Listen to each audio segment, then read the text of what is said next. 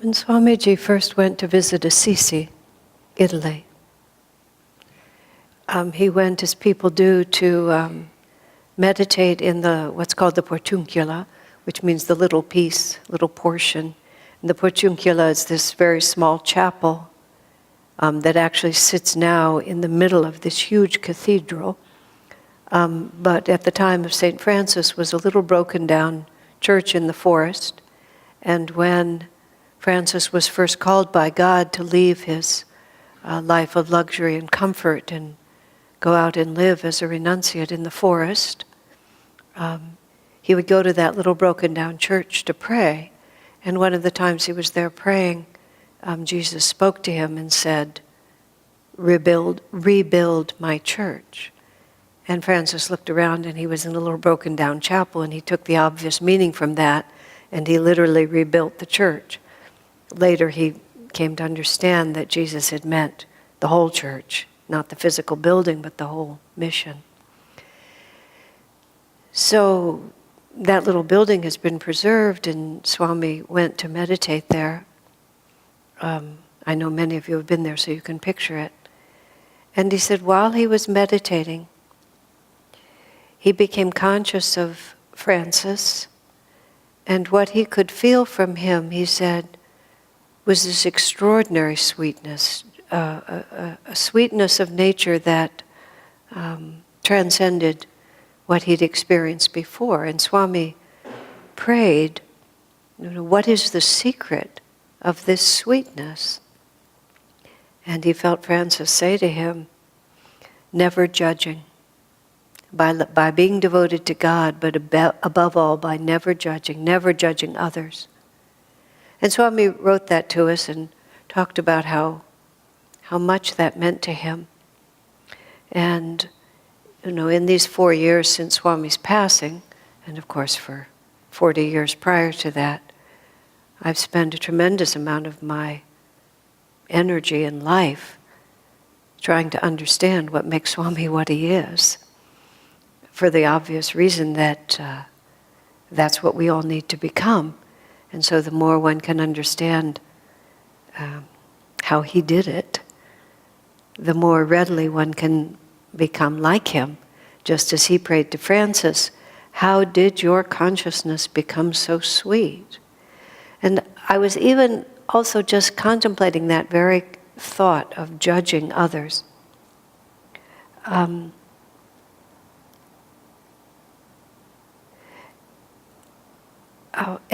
And how that resistance to the realities around us absorb and confuse so much of our energies. And there was always about Swami this remarkable clarity. Over the course of Ananda's history, he changed the names of what we did on a regular basis, not whimsically, but just step by step, as he was able to understand more deeply what was intended, he would bring it to a different focus. And so for years we had Ananda publications. And then when he started writing the book, rewriting for the 5th or 6th time, the book about the nature of art and the role of the artist, art as a hidden message it became. But there was an interim one called Crystal Clarity in the Arts. And when he came up with that concept of crystal clarity, he realized that that's what he was trying to do with all his writing. He was just trying to make it absolutely clear. And it wasn't a question of sectarianism or Ananda's publications or Yogananda's teachings or anything like that. It was just a clear window from where we stand in our own consciousness into the infinite. And before Swami died, and we had plenty of warning. We had no warning when he actually stopped breathing. He had a spasm, and 15 minutes later he was gone. So there was no long, lingering, deathbed goodbyes. He just had trouble breathing, and then he stopped breathing. But his body was failing for many years. As part of the celebration of Moksha Day, A video came from a CC of him speaking in the very end of his life, a little vignette, a little section of what he gave. And I was so struck by how old and frail his body seemed. I rarely thought that when I was sitting with him, because his energy was so dynamic, and even his face would look startlingly youthful, almost childlike, as soon as the energy would begin to flow through him. He became the energy, which was eternal, and then all of the accoutrements of his own body just faded away. But seeing him on video, just sitting there, my, you were old. It just was sort of a little startling to see that. So naturally, and of course many people would ask, what will happen after Swami dies? Now we don't have to ask that question because we know. But one thing anticipated, I feel has really come to be, and I think all of you, many of you will agree because you've told me. Even though Swamiji retired from his official position and let go of administrative responsibilities and increasingly paid no attention to the details of, certainly of Ananda. Even sometimes, I was joking recently, the woman who was his housekeeper and cook for many years, Leela, who was with him wherever he went. Toward the end of his life, he just started calling everyone Leela. Not literally, but it was just the most convenient name. And those who were in the room had to figure out which one of the Leelas in the room he really meant. I mean, he was just not paying attention. He would forget what country he was in, and I don't mean that he was age-related. He just would forget whether it was morning or night or India or Italy. It just didn't make any difference. It was all one flow of energy.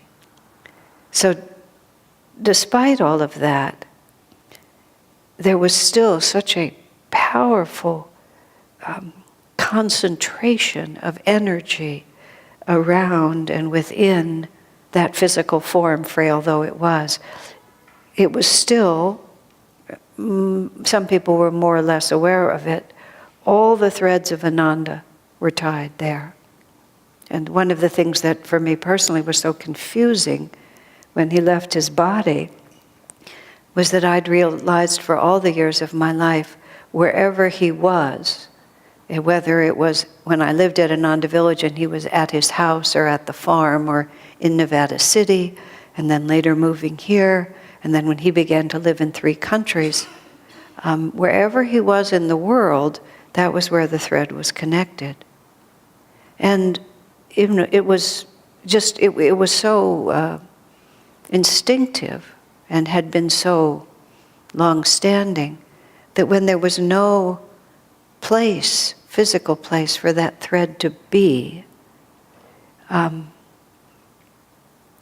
well, I felt rootless, I think is the actual word. And of course, I didn't see him. It wasn't like, I mean, he was distant from me for half my spiritual life. I didn't live where he lived. But there was still something about that incarnation that held it as a point of magnetism. And I also felt in a way, I said this before he died, in a way, he still held the creative keys to Ananda within himself. And I believed, and I believe it has happened, that when he let go of his form, it's like a tremendous amount of energy dispersed around many people. Or more accurately, I think it just dispersed into the infinite as a vibration that everyone, it's like a straight line for everyone who wishes it, to just find that thread. It's like it's the extension of our own spine. That wherever there's a spine, it goes straight up. And of course that would have always been true, but there's a change. When Jesus knew he was going to die, he said to his disciples, essentially, I've taken you as far as I can take you. I have to leave now. And when I'm gone, the Comforter will come and tell you things that I wasn't able to tell you. And you would think, why? I don't know why, but I do believe it's true. Swami even said to us once, which was hard to accept. He said, those of you who never met Master in his body, in some ways it's easier for you. He said, because for you he is always an infinite spirit. He said, for me, I had that confusion of understanding Master as infinite, and at the same time he was dictating a letter in the room next door or going out in his car. And he said it was so hard to put those together. And Swamiji, because we knew him so long, he had so much of a personality and a persona for some of us, that to just understand him as the extension of our own spine,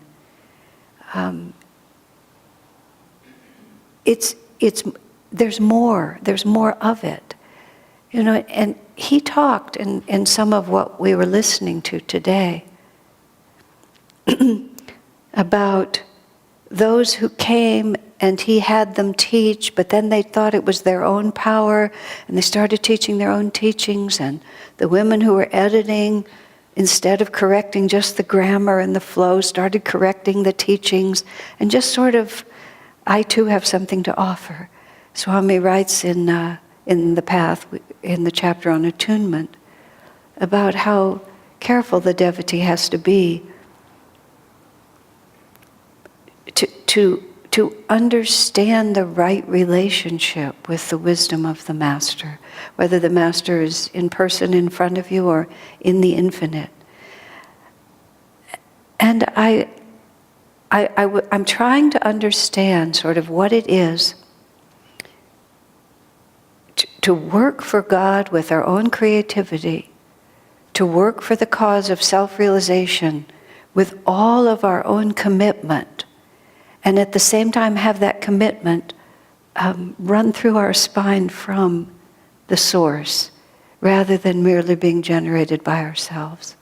And it's very, very subtle, because intuition plays a part of it. We try hard to be obedient. We feel we're being guided, and we go with that guidance, and sometimes we are, and sometimes we're not. Let me phrase it differently. Some guidance is more aligned, and some is a fragment. But I think above all, where it comes from, the kind of attunement that I think Swamiji would want us to have, I think begins with a tremendous respect for our own potential to serve, but for the power that came before us.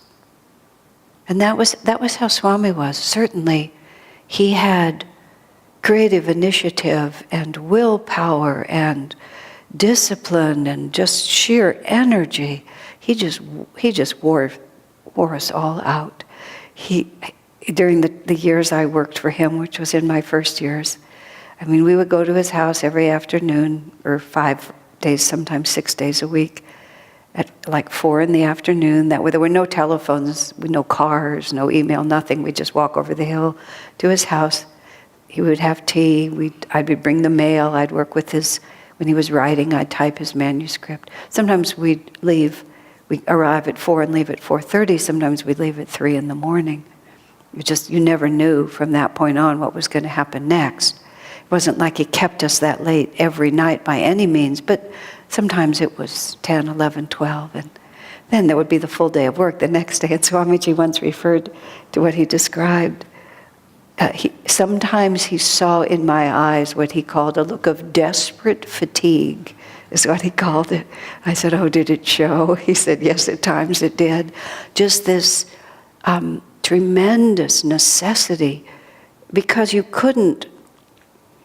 there was no taking a break when you were in his company, because his vibration never sank. And so you couldn't just be there and be kind of dull, like one spaces out a lot in one's own life. One always had to be, at least for me, at the maximum of my capacity to be aware, hour after hour after hour, if that was necessary. It wasn't even, you could be washing dishes, but there would just be this vibration. And I think that's what I'm actually trying to say. In order to be in tune with a consciousness like Swamiji's or a consciousness like Master, you see, we have to rise to their level. We have to be fully awake, honestly awake, and eager to serve not the cause of our own satisfaction, but the cause of self-realization for all. You know, going back to St. Francis and Swami's sense of that sweetness, I was trying to really tune into what it feels like to have absolutely no judgment of anyone that you see. Just think about it, no matter who they are. And that judgment doesn't mean just critical judgment, but no judgment of Divine Mother for putting them in that position. No hesitation to simply see the world as it is and then ask the simple question, how can I serve? And be so aligned with one's own inner self upward into the spirit that it can just come. You know, and then the sweetness that Swami talked about is just Divine Mother's response to everyone. In the Festival of Light, Swami added that line that God loves us all equally. Not just Jesus Christ, Lord Krishna, and the great saints of every religion, but even those on earth who have sinned most greatly. That's what Swami was talking about with Francis. It wasn't Francis himself who magnanimously didn't judge. It was that Francis understood that before God we are all equal. So how can we lift or lower anyone? It's all the same. And then this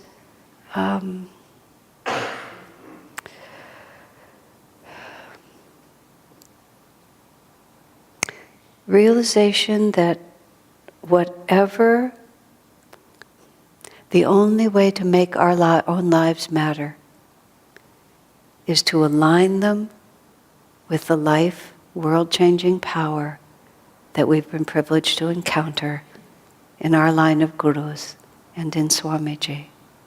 And it's no discipline then to be in tune. It's like, what else would I want to express? Having been fortunate enough to come in contact with this, why would I ever step outside of it? And when that desire is completely sincere, then attunement and intuition are automatic. It's not that we have to work hard to know what God wants. It's that we have to work hard to want to know. And that's what Swami showed us from the beginning to the end of his life. He was there when he met his master. Master said, I love you unconditionally. Swami said, I will obey you unconditionally. And I believe from that moment to the end of his life, he always did. And I believe that the power that enabled him to do that is the same power now that can be ours. God bless you.